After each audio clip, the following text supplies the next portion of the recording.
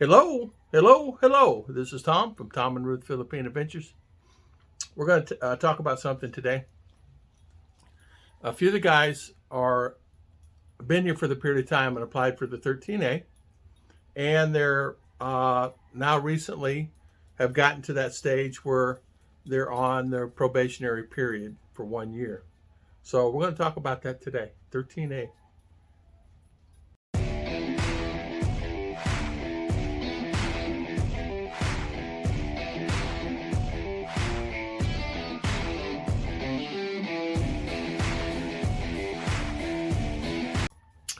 The guys that have there are guys that that applied for the because of the COVID honey badger.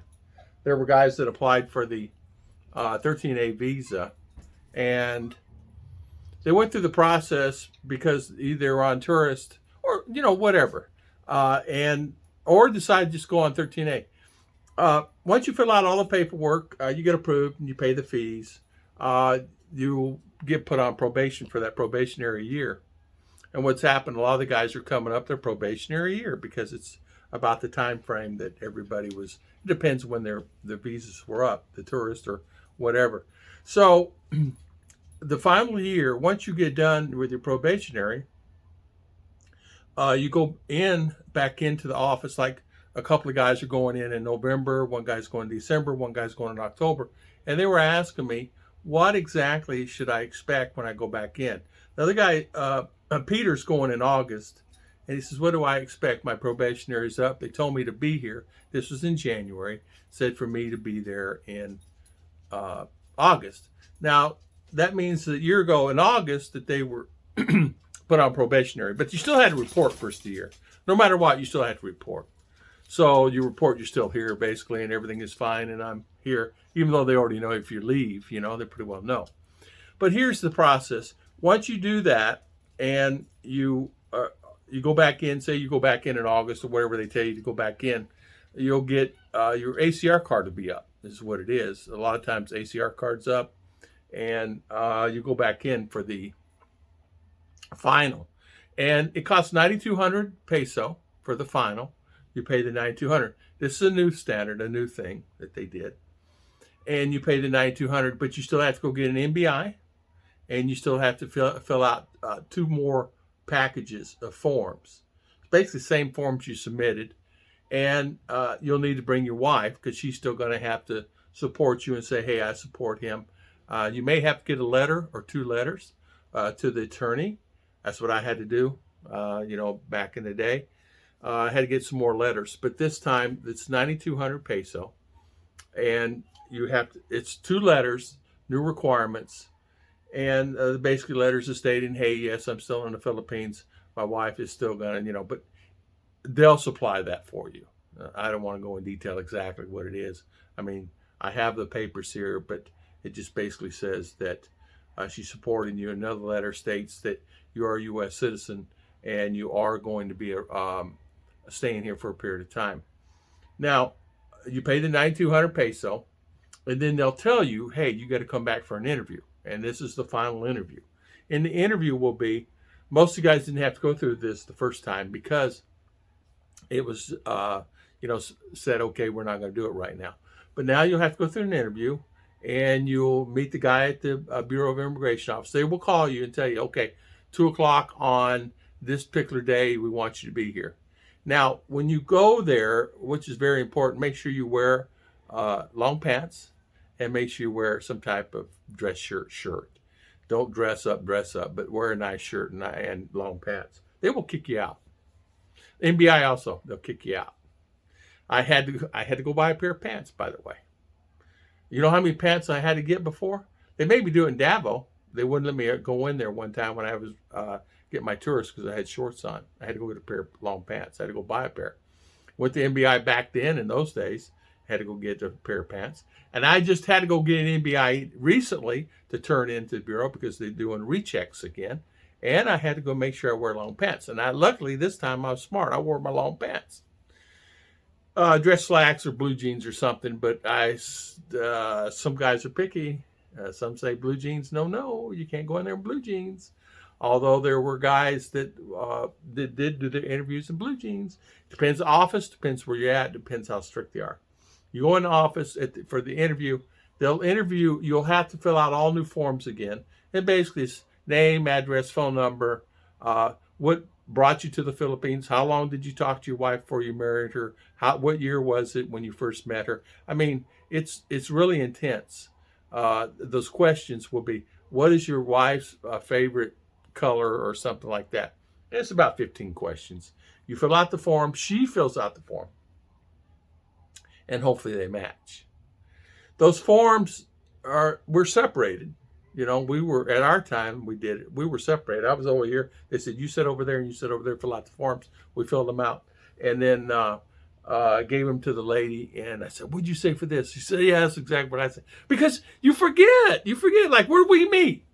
You guys already know the answer there, but I would say, we met here.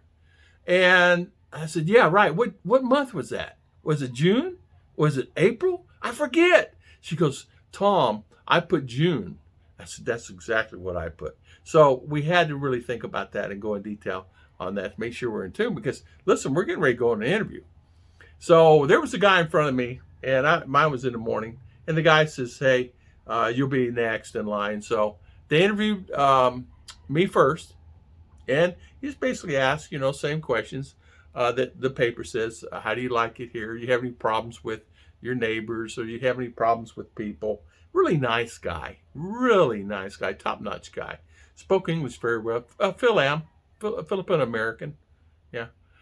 And really just a gentleman all the way around. And I really enjoyed the conversation with him.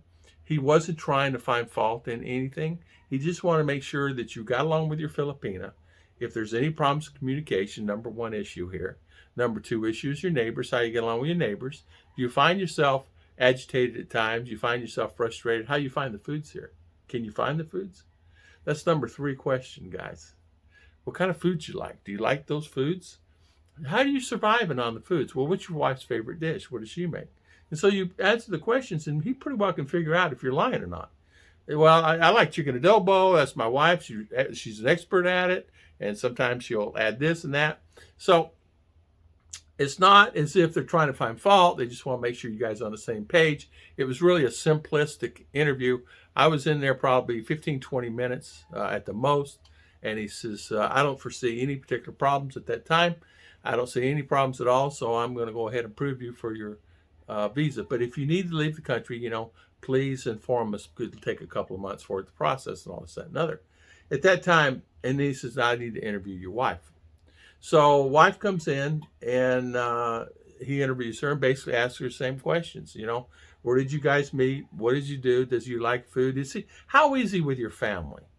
Does he communicate well with your family? Is he nice to your family? Is he mean to your family?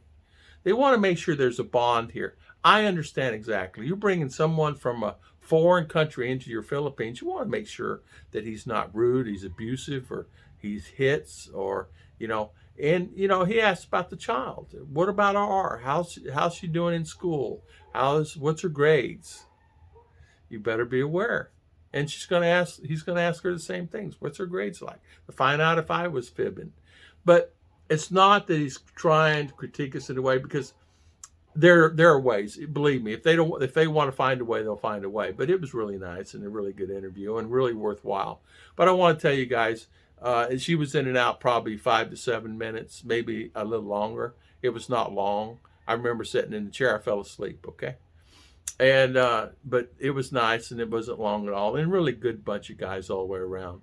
And I was, we left and did our thing, went and ran down to the bus station, catch our bus, and as you know, that can be a hassle itself, and try to find something to eat.